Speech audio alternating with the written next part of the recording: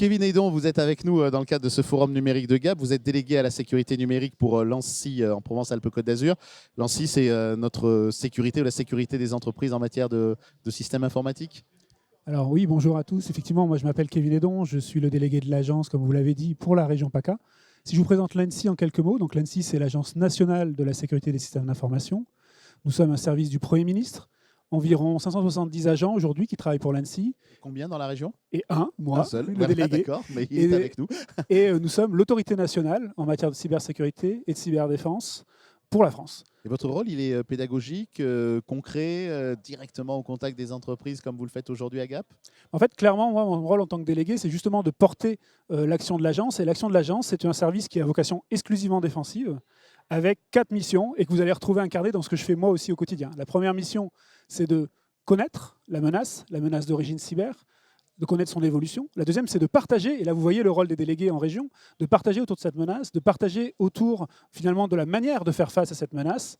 Et puis après, l'ANSSI en général, pas uniquement les délégués bien sûr, va avoir un rôle de défense, donc réagir aux cyberattaques ou aider les victimes à réagir. C'est souvent pour ça qu'on nous appelle d'ailleurs les cyberpompiers de l'État.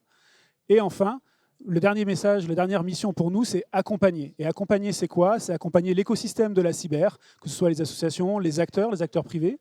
C'est aussi faire émerger des services et des produits de confiance en matière de cyber. Et puis c'est accompagner, bien sûr, en tant qu'autorité nationale, le gouvernement sur sa politique publique en matière de cyber pour la France. Cet accompagnement, ça passe par des partenariats avec des institutions comme le Conseil régional, ça a été évoqué aujourd'hui. Vous avez quelle façon d'agir, si je puis me permettre de poser la question comme ça, quoi? En fait, on a un sujet qui est clair, qui est le sujet que la cybermenace, aujourd'hui, elle est vraie pour toutes les entités. Elle est vraie à la fois pour des opérateurs critiques, les opérateurs d'importance vitale, les opérateurs de services essentiels, l'administration, mais elle est aussi vraie pour des entreprises de type entreprises de taille intermédiaire, TPE, PME. Et donc l'idée, c'est comment on aide finalement ces chefs d'entreprise à comprendre que la menace cyber, c'est un sujet pour eux. Donc comment on arrive à passer ces messages-là? Et ça, on peut le faire en direct, bien sûr. Et puis on va le faire aussi avec des acteurs qui sont proches d'eux sur le plan économique. Et donc là, ça va être le cas par exemple de la région Sud, qui, je pourrais vous en parler juste après aussi, mais ça va être le cas des chambres de commerce et d'industrie, des chambres métiers artisanat, et tous les acteurs qui finalement sont au contact des chefs d'entreprise pour qu'eux comprennent que la cybermenace, c'est d'abord un sujet de chef d'entreprise. Parce que quand on parle de menace cyber, on parle de continuité d'activité, on parle de compétitivité, on parle de réputation, de confiance du client. Et ça, ce n'est pas un sujet d'informaticien, c'est d'abord un sujet de chef d'entreprise. Alors justement, ce partenariat avec la région, il s'exprime comment? Alors aujourd'hui, vous utilisez le terme partenariat. Moi, je vais peut-être le recibler en utilisant un autre terme, qui est celui que dans le cadre de France Relance, donc qui a été voulu par le gouvernement, vous avez un volet cybersécurité. Et dans ce volet cybersécurité, il y a la mise en place de centres de veille et d'alerte régionaux. L'idée, c'est de dire quoi? C'est de dire que finalement, si une entreprise en région PACA se fait attaquer, qui n'arrive plus à fonctionner, c'est un sujet économique. Si l'entreprise cherche un prestataire en cybersécurité pour l'aider à faire face à cette crise, on est aussi sur un sujet où il y a besoin qu'une autre entreprise se développe en cyber en région PACA et vienne aider. Finalement, tous ces sujets-là sont économiques et on note un bon acteur pour faire ça, c'est la région. Et c'est pour ça que dans le cadre de France Relance, nous avons proposé à chaque conseil régional au niveau de l'ANSSI de mettre en place un centre de veille et d'alerte régional qui permette de faire le lien entre la victime qui a besoin d'aide et un centre de veille qui va pouvoir lui dire voilà les gestes de premier réflexe et surtout voilà les entreprises cyber de la région qui peuvent vous aider. Ça, c'est centre de veille et d'alerte régionaux. La région Sud a accepté d'en lancer un et elle devrait le faire normalement dans l'année prochaine. Dans votre organisation, vous avez une hiérarchie des acteurs en fonction de ceux qui sont le plus sensibles à des attaques ou là où les attaques pourraient être les plus importantes, c'est-à-dire la défense, la santé, la banque Alors, déjà, premier message, je pense que toute entreprise est critique au moins pour son fondateur et probablement pour ses clients. Donc quand on note, même si on parle bien sûr de critique pour l'État, il faut savoir que le sujet de cybersécurité touche tout le monde parce que quand c'est votre entreprise qui est attaquée, c'est évident que pour vous, c'est critique.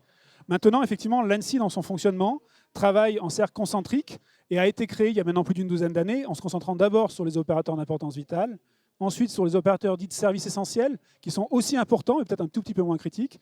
Et puis maintenant, beaucoup plus de travail, évidemment, sur les hôpitaux, vous le voyez dans la presse, sur les collectivités territoriales, et sur les entreprises qui n'étaient pas abandonnées avant. Loin de là, il y avait déjà des conseils, il y avait déjà des guides. Mais maintenant, directement ou indirectement, l'idée, c'est de continuer à les accompagner pour qu'elles se protègent face à un risque qui les concerne. Parce que ce que l'on observe aussi, c'est qu'il y a des entreprises qui nous disent « Non mais moi, vu mon secteur d'activité, vu ma taille, vu mon chiffre d'affaires, ça ne me concerne pas. » En fait, moi, quand je croise des chefs d'entreprise qui ont été victimes, ils n'ont pas été victimes d'une attaque ciblée où quelqu'un leur en voulait à eux personnellement.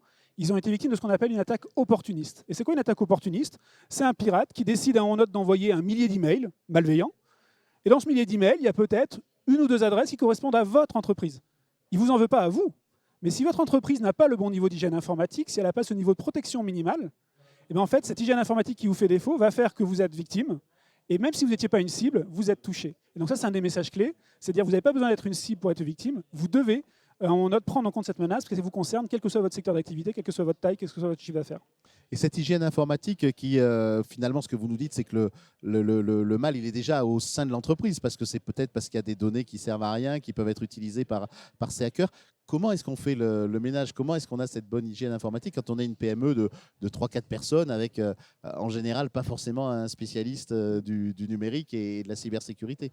Alors, la bonne nouvelle, c'est déjà que la cyber, c'est d'abord un sujet métier. Finalement, la première question, ça c'est bien une question à laquelle sait répondre le chef d'entreprise, c'est quels sont les joyaux de ma couronne? Qu'est-ce qui donne de la valeur à mon entreprise? Qu'est-ce qui me rend compétitif ou qui va me faire gagner des parts de marché demain?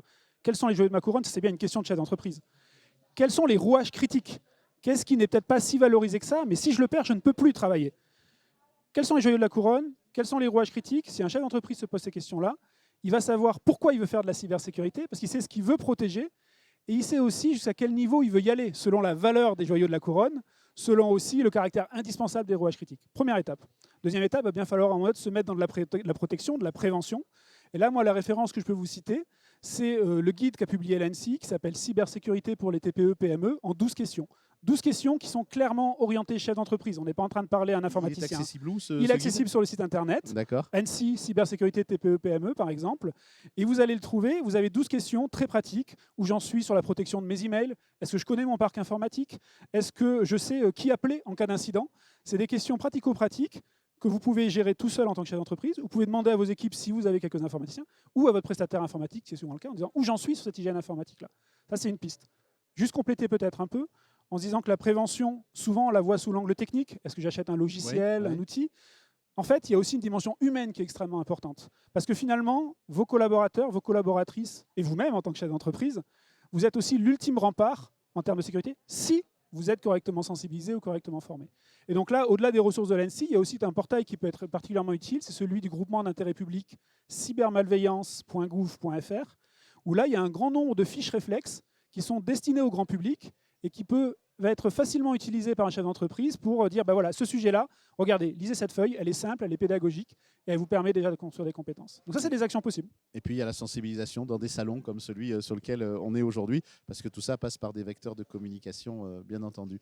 Merci beaucoup d'avoir été avec nous, Kevin. Merci. Avec grand plaisir. Merci.